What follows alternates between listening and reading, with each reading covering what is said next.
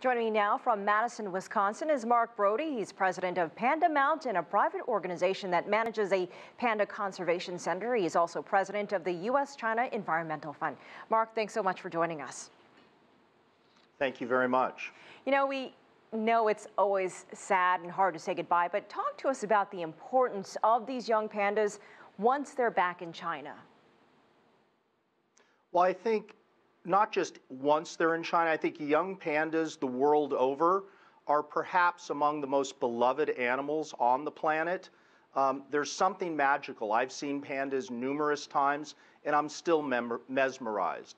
So I think millions of people a year go to zoos to see pandas, and just the idea of watching baby pandas roll with one another, play with one another, it's one of the most joyful experiences I've had.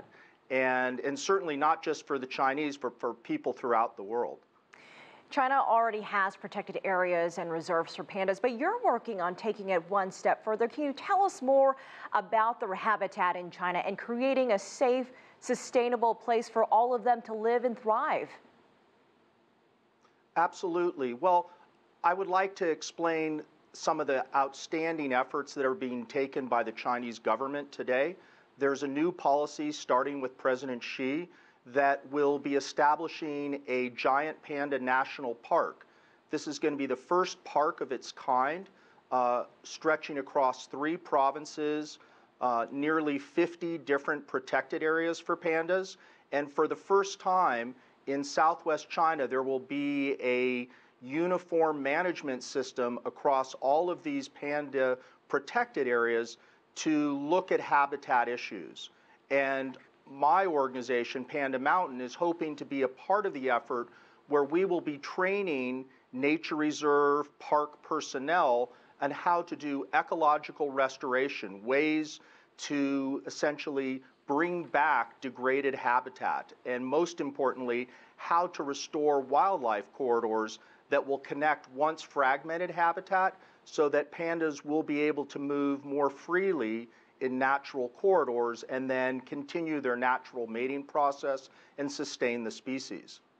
Marc, we just have a short time left, but how important, and you mentioned this a second ago, panda diplomacy, this exchange program China has, not with just the United States, but other countries around the world. What does it really do? Well, it's been going on now for 40-some years, and when the panda diplomacy program started, China was really reaching out to the world. It was a very, very different world at that time. Today, we're interdependent. We see things throughout the world through social media. Everything is instantaneous. But I think what it brings us back to is that universal, that joy of the panda. And I'm hoping that through the love of the panda, people not just within China, but around the world, commit themselves to preserving and restoring habitat for endangered species. I think at the end of the day, all of us are looking for environmental success stories. We're looking for ecological ways in which we can make a contribution to help endangered animals. And I think the panda remains that flagship, that there are ways that we can restore habitat, and we're almost compelled to do so. It's kind of a moral imperative that we should do our best to help endangered wildlife. All right, Marc Brody, we'll leave it there. Thank you so much for your insight.